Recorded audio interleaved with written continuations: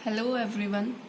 हम अपने chapter silicones and फॉस्फाजीन्स में प्रॉपर्टीज़ पढ़ रहे थे फॉस्फोनाइट्रिलिक क्लोराइड्स की, यानी पॉलीफॉस्फाजीन्स की हम प्रॉपर्टीज़ कर रहे थे, जिसमें हमारी केमिकल प्रॉपर्टीज़ चल रही थी।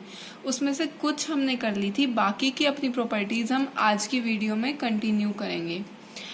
हमारी नेक्स्ट जो प्रॉपर्टी आती है वो है रिएक्शन विद लेड फ्लोराइड, यानी लेड फ्लोराइड के साथ हमारे फॉस्फोनाइट्रिलिक क्लोराइड्स कैसे रिएक्शन देते हैं। ये हमारा ट्राइमर है। व्हेन हीटेड विद PbF2, यानी लेड फ्लोराइड के साथ जब हीट करते हैं तो some of the chlorine atoms are replaced by fluorine atoms along with the formation of tetramer. तो कुछ क्लोरीन एटम फ्लोरीन एटम से रिप्लेस हो जाते हैं और साथ के साथ हमें टेट्रामर भी मिलता है। अब वो टेट्रामर मिलेगा और कुछ जो हमें कंपाउंड मिलेगा यानी जो ट्राइमर मिलेगा, उसमें हमारे क्लोरीन के एटम फ्लोरीन के एटम से रिप्लेस हो जाएंगे। रिएक्शन हम अपनी देख लेते हैं। रिएक्शन में है 8 मोल्स हैं हमारे PnCl2 होल थ्राइस के, यानी ट्राइमर के हमने 8 मोल्स लिए प्लस 15 मोल्स हमने लिए लेड फ्लोराइड के। दोनों को हीट कर दिया तो हमें जो प्रोडक्ट मिला वो मिला PnClF होल थ्राइस, यानी 3 मोल मिले हमें फॉस्फोनाइट्रिलिक क्लोराइड में, जिसमें कि एक क्लोराइड रिप्लेस हो गया किससे, फ्लोराइड से, यानी फ्लोरीन एटम ने क्लोरीन एटम को रिप्लेस कर दिया। प्लस साथ में हमें टेट्रामर भी मिला है अपना P4N4Cl2F6। 3 मोल्स हमें टेट्रामर के मिले प्लस 15 मोल्स मिले लेड क्लोराइड के, यानी लेड फ्लोराइड की जगह 15 मोल्स लेड क्लोराइड के हमें मिले हैं। नेक्स्ट रिएक्शन आती है रिएक्शन विद ग्रिग्नार्ड रिएजेंट, यानी हमारे फॉस्फोनाइट्रिलिक क्लोराइड्स ग्रिग्नार्ड रिएजेंट के साथ कैसे रिएक्ट करते हैं। ये फॉस्फोनाइट्रिलिक क्लोराइड है, ये हमारा ग्रिग्नार्ड रिएजेंट है। As we all know, Grignard reagent में जो हमारा R ग्रुप होता है वो निगेटिव होता है और Mg पॉजिटिव होता है, क्योंकि ये एक मेटल है और मेटल्स आर मोर इलेक्ट्रोपॉजिटिव। तो Mg हमारा पॉजिटिव होगा और ये R ग्रुप जो है जिसमें कि ये फिनाइल ग्रुप है ये निगेटिव होगा। जब ये डिसोशिएट होगा C6H5 निगेटिव में, तो जब ये इसके साथ रिएक्शन देगा तो हमारे सारे क्लोराइड एटम यानी Cl निगेटिव जाएगा यहाँ से और उसकी जगह C6H5 निगेटिव उसको रिप्लेस कर देगा, यानी क्लोरीन को फिनाइल ने रिप्लेस कर दिया और प्रोडक्ट में हमें क्या मिला, हेक्साफिनाइल, यानी हेक्सा क्लोराइड की जगह हमें मिला हेक्साफिनाइल, डेरिवेटिव किसका, फॉस्फोनाइट्रिलिक क्लोराइड्स का। सेम ही रिएक्शंस है, सब में बस रिएजेंट चेंज हो रहे हैं कि भाई इसमें इसको ये रिप्लेस करेगा उसमें ये रिप्लेस करेगा, बाकी सब कुछ सेम है जैसे कि हमने प्रीवियस प्रॉपर्टीज में पढ़ा है। नेक्स्ट आता है रिएक्शन विद पोटेशियम थायोसाइनेट।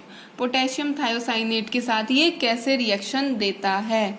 हमने अपना ट्राइमर लिया प्लस 6 KCnS पोटेशियम थायोसाइनेट हमने लिया, हीट कर दिया हमने। रिएक्शन में क्या हुआ, हमारा सारे क्लोराइड को क्लोरीन एटम को रिप्लेस कर दिया किसने, SCN ने क्लोरीन एटम को रिप्लेस कर दिया प्लस 6 KCl हमें साथ में मिला। प्रोडक्ट क्या बना, ट्राइफॉस्फोनाइट्रिलिक थायोसाइनेट। ट्राइफॉस्फोनाइट्रिलिक, ये नाइट्रिलिक है, थायोसाइनेट ऐड हो गया, यानी Cl को SCN यानी थायोसाइनेट ने जब S से अटैच हो तो उसको थायोसाइनेट बोलते हैं, जब सल्फर से अटैच हो तो ये थायोसाइनेट का हमें डेरिवेटिव मिल गया। नेक्स्ट रिएक्शन आती है reaction with sodium fluoride. Sodium fluoride के साथ कैसे रिएक्शन देते हैं फॉस्फोनाइट्रिलिक क्लोराइड्स। ये हमने ट्राइमर लिया प्लस 6 NaF, यानी 6 मोल्स लिए किसके, सोडियम फ्लोराइड के। एसीटोनाइट्रिल की प्रेजेंस में रिएक्शन कराई, क्लोरीन एटम्स को रिप्लेस कर दिया सारे फ्लोरीन एटम्स ने, क्लोरीन एटम को सारे फ्लोरीन एटम्स ने रिप्लेस कर दिया। ये बन गया हमारा सारे में हेक्सा, ये बन गया ट्राइफॉस्फोनाइट्रिलिक फ्लोराइड हमें मिला, क्लोराइड की जगह फ्लोराइड प्लस 6 NaCl। अब हम अपने पॉलीफॉस्फाजीन्स की पढ़ते हैं बेसिक प्रॉपर्टीज। बेसिक प्रॉपर्टीज कैसी होती हैं, जो नाइट्रोजन एटम होता है फॉस्फोनाइट्रिलिक क्लोराइड में उसके पास लोन पेयर होता है, लोन पेयर ऑफ इलेक्ट्रॉन उसके पास प्रेजेंट होता है, और हमें पता है लोन पेयर इलेक्ट्रॉन जिनके पास प्रेजेंट होता है वो उसको डोनेट कर सकते हैं, और लोन पेयर डोनेटर्स को हम क्या कहते हैं, which can donate lone pair of electrons are called Lewis bases. तो ये किसका काम करते हैं, बेस का काम करते हैं। अपना पढ़ते हैं, the nitrogen atoms of phosphonitrilic chlorides contain a lone pair of electron. इनमें फोस्फोनाइट्रिलिक क्लोराइड में जो हमारा नाइट्रोजन का एटम होता है उसके पास लोन पेयर ऑफ इलेक्ट्रॉन होता है। Hence they act as a base, इसलिए वो बेस की तरह काम करते हैं क्योंकि वो उसको डोनेट कर सकते हैं। दे रिएक्ट विद SO3 यानी सल्फाइड आयन के साथ HClO4 पर क्लोरिक एसिड और AlCl3 to form addition compound. AlCl3 हमारा लुईस एसिड है, लुईस बेस के साथ रिएक्ट कर सकता है यानी बेस के साथ रिएक्शन दे सकता है, तो ये क्या देते हैं, एडिशन कंपाउंड्स हमें मिलते हैं। ये हमारा ट्राइमर 3SO3 के साथ रिएक्शन कराया तो क्या मिला, addition compound PnCl2 whole thrice dot 3SO3, यानी दोनों ऐड हो गए, एडक्ट हमें मिला एडिशन प्रोडक्ट, एडिशन कंपाउंड हमें इसमें मिला। नेक्स्ट हमारा टॉपिक है यूजेस। यूजेस में कुछ खास जो इनके यूजेस हैं वो हम पढ़ लेते हैं। They can be use as catalyst in the manufacture of silicon. Silicones के मैन्युफैक्चर में, सिलिकॉन्स इसी चैप्टर का टॉपिक है, हमने पहले पढ़ा है, तो उनको सिलिकॉन्स की मैन्युफैक्चरिंग में एज अ कैटलिस्ट यूज किया जाता है।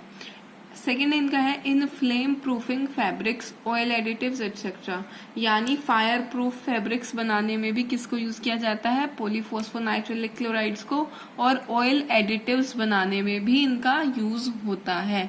इनका यूज ध्यान में रखना है। नेक्स्ट हम देखते हैं स्ट्रक्चर ऑफ ट्राइफॉस्फोनाइट्रिलिक क्लोराइड, यानी ट्राइफॉस्फोनाइट्रिलिक क्लोराइड जिसको हम बार बार पढ़ रहे हैं, जिसके रिएक्शंस हम पढ़ रहे हैं, उसका स्ट्रक्चर होता कैसा है इसके बारे में थोड़ा सा पढ़ लेते हैं। Electron diffraction measurement show that triphosphonitrilic chloride, electron diffraction measurement से हमें पता चला है जो ट्राइफॉस्फोनाइट्रिलिक क्लोराइड होता है वो प्लेनर स्ट्रक्चर होता है, जैसे हमारा बेंजीन प्लेनर होता है, यानी एक ही प्लेन में प्रेजेंट होते हैं सारे एटम्स, और 6 मेंबर्ड रिंग स्ट्रक्चर होता है बेंजीन की ही तरह, यानी प्लेनर भी है, 6 मेंबर्ड रिंग स्ट्रक्चर है।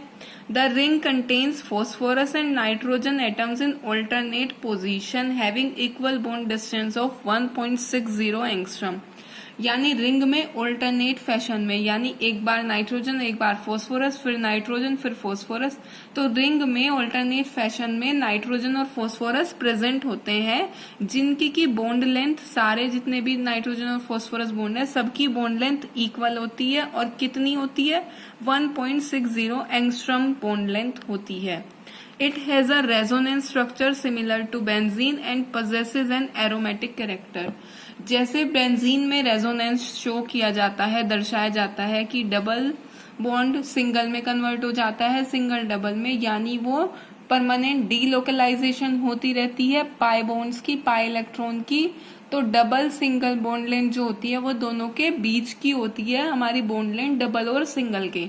ऐसे ही इनमें बेंजीन की तरह ही इनमें भी रेजोनेंस होता है, और ये कैसे होते हैं, एरोमेटिक होते हैं, और एरोमेटिक अमाउंट हमारे क्या होते हैं, उनके पास एक्स्ट्रा स्टेबिलिटी होती है due to aromatic nature.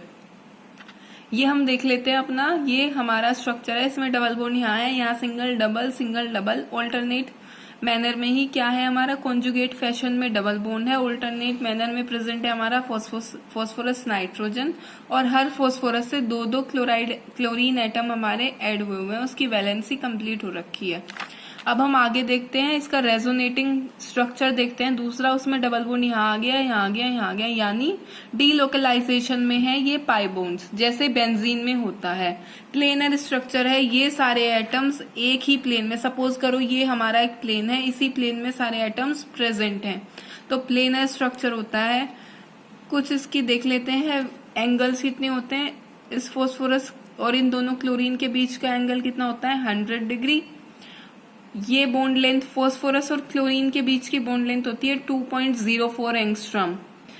Nitrogen और फॉस्फोरस के बीच का एंगल होता है कितना, 120 डिग्री, यानी PNP एंगल होता है 120 डिग्री, PCl2 एंगल होता है 100 डिग्री, और फॉस्फोरस और नाइट्रोजन की बॉन्ड लेंथ कितनी है, 1.60 एंगस्ट्रॉम।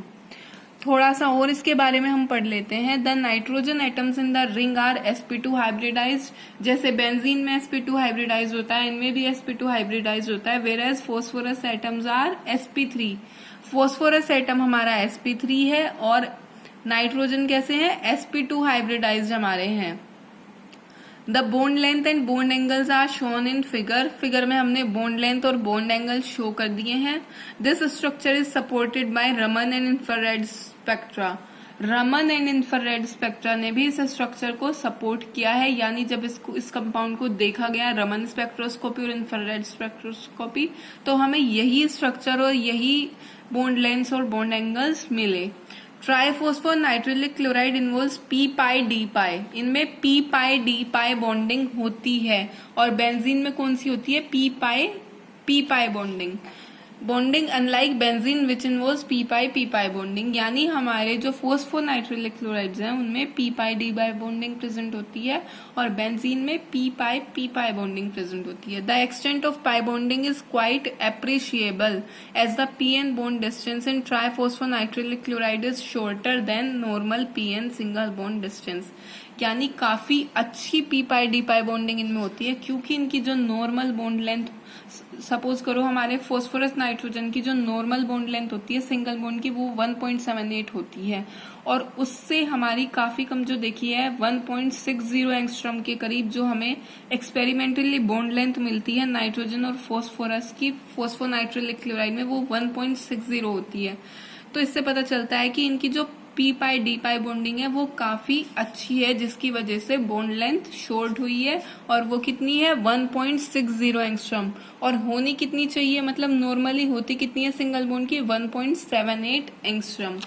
ये थी हमारी इसके स्ट्रक्चर किसके, ट्राइफॉस्फो नाइट्रिलिक क्लोराइड्स के। ये चैप्टर हमारा यही कंप्लीट होता है और होमवर्क में आपको इस चैप्टर के MCQs करने हैं। Thank you.